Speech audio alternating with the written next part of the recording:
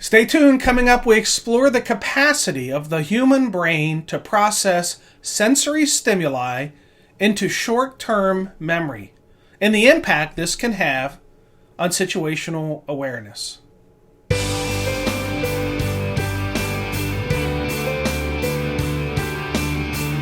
Hello and welcome to Situational Awareness Matters, episode 355. I'm your host, Rich Gassaway. The purpose of this show is to improve situational awareness and decision-making for individuals and teams who work in high-risk, high-consequence, time-compressed environments with changing conditions. The SA Matters mission is simple. We want to help you see the bad things coming in time to prevent bad outcomes. Today's feature segment is sponsored by Gassaway Virtual Training. There are 33 online training programs for you to choose from. Some of the programs are live events presented virtually with interaction and Q&A, and some of them are pre-recorded programs. To learn more, visit samatters.com website and click on the Virtual Training tab. Okay, let's jump into our feature segment as we explore the capacity of the human brain to process sensory stimuli into short-term memory and the impact it can have on situational awareness.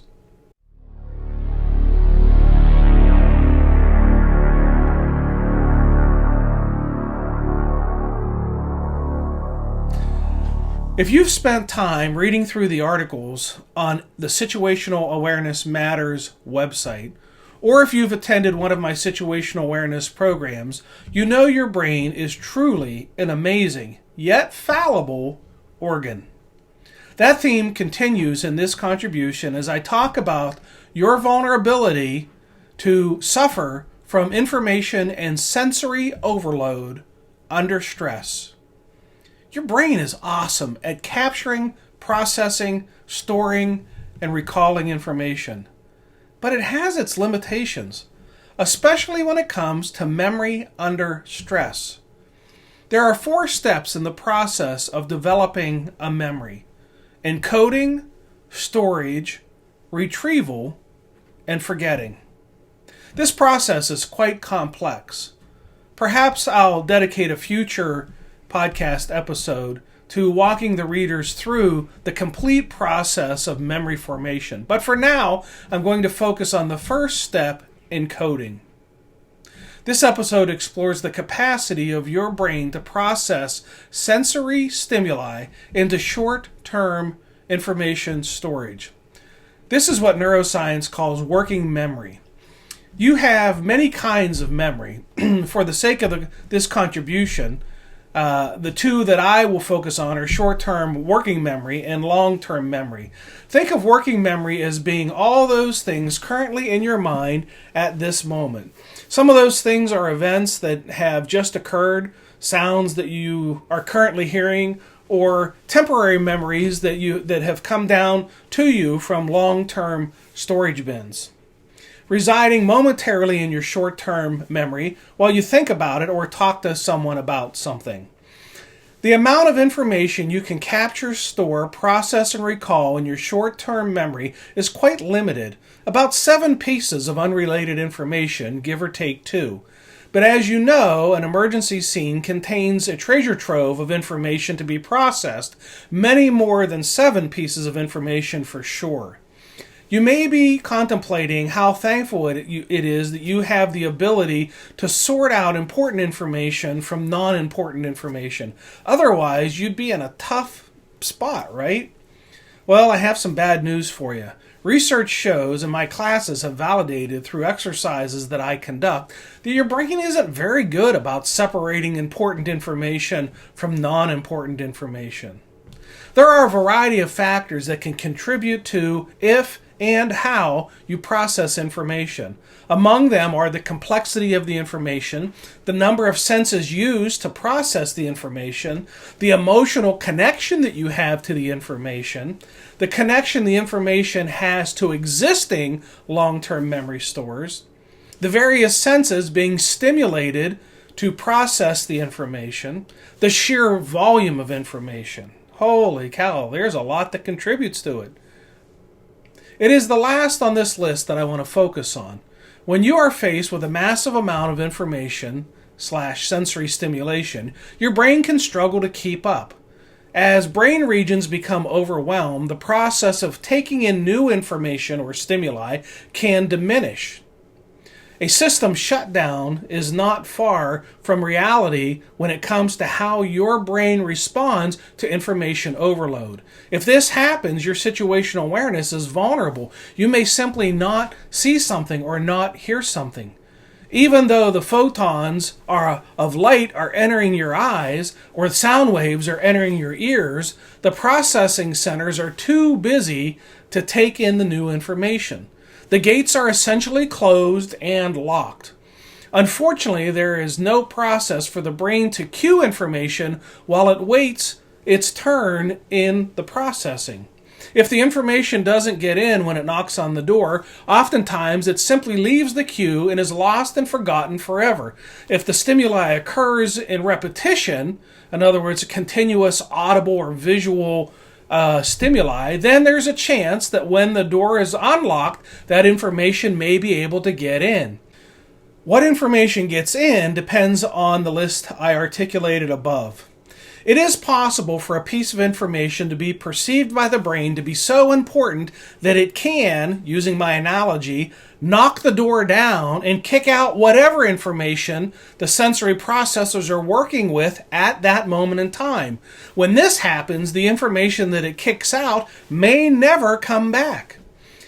If this happens, the information that was booted out may essentially be forgotten. If you've ever been working on something or thinking about something and got interrupted, say by a phone call, you may have forgotten what it was that you were doing before the phone rang. If you're lucky, a visual or audible prompt will guide you back to remembering what it is that you were doing before the phone was ringing. But that might not happen. The same thing can happen at an emergency scene when the environment is when there's a lot of audible and visual stimuli. When you're processing a lot of information, your brain can get overwhelmed. If this happens, it can stop processing new information and even let go of existing information. This can cause you to miss or hear something really important, or it may cause you to forget something really important. If your sensory processing is interrupted by a new stimuli that your brain perceives to be more important than what you're currently processing, then that moment of information can be lost as the new information takes over. The logical solution might be to avoid processing too much information. Sounds easy, right? Hardly.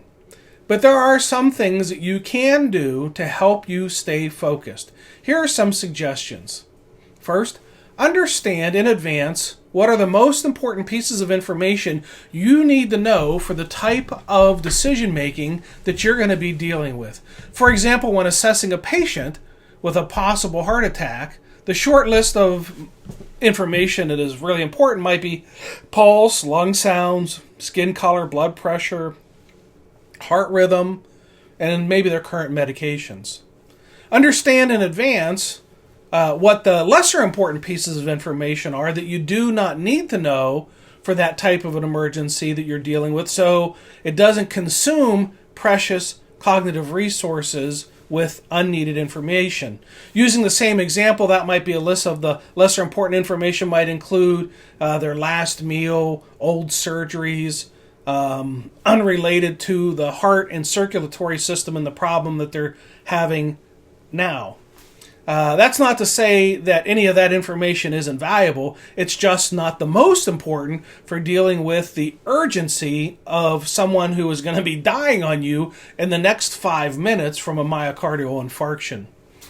Using prompts to help manage information. For example, a checklist for a house fire that might help identify the most important pieces of information might include the occupancy, the construction, the smoke and fire conditions, the victim survivability profile, things like that.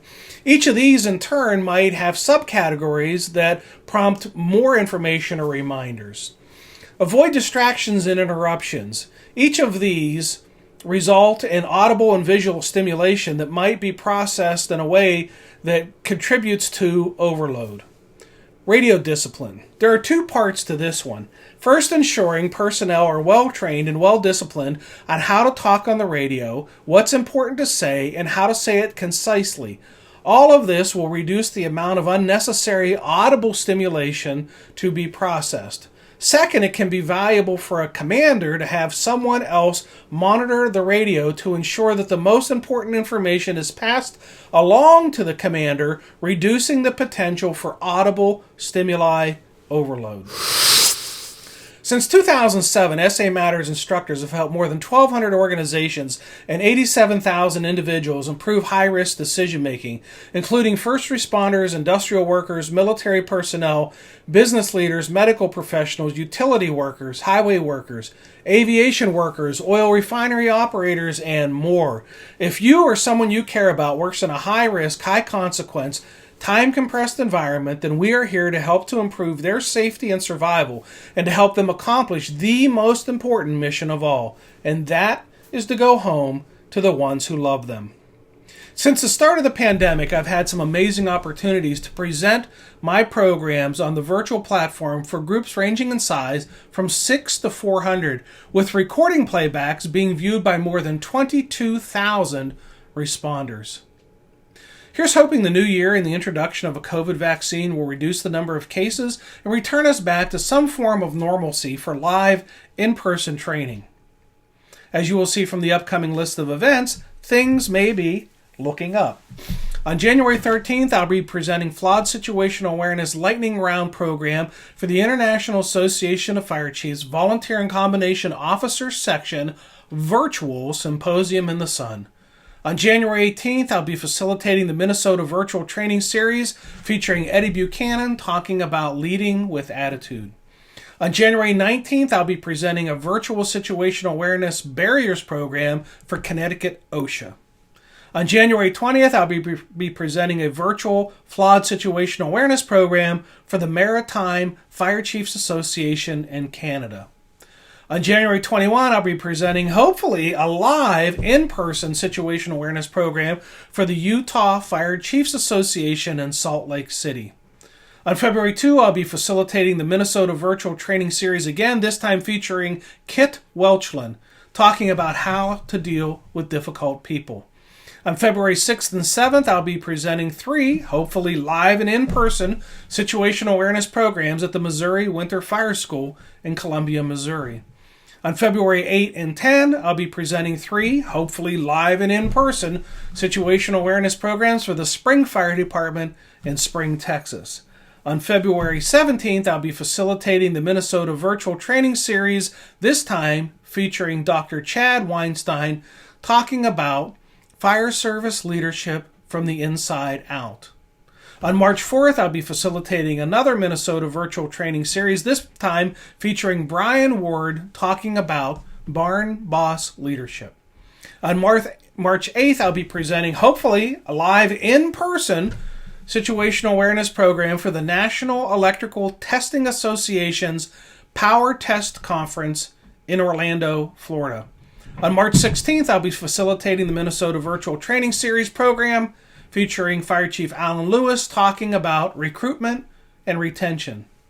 March 23 through 25, presenting a live, hopefully, in-person situational awareness program for the Anchorage Fire Department in Anchorage, Alaska. Thank you to the organizations that have allowed me to offer your members virtual training, and a special thank you to the 46 organizations that have postponed events in 2020 and are patiently waiting to be rescheduled.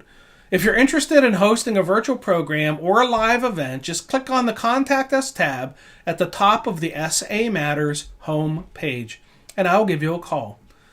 Finally, remember to check out our show notes, and there you'll learn how to subscribe to our newsletter and how to follow us on social media. There we share ideas about how to improve situational awareness, how to make better decisions under stress, and how to improve the skills of critical thinking and resilient problem solving.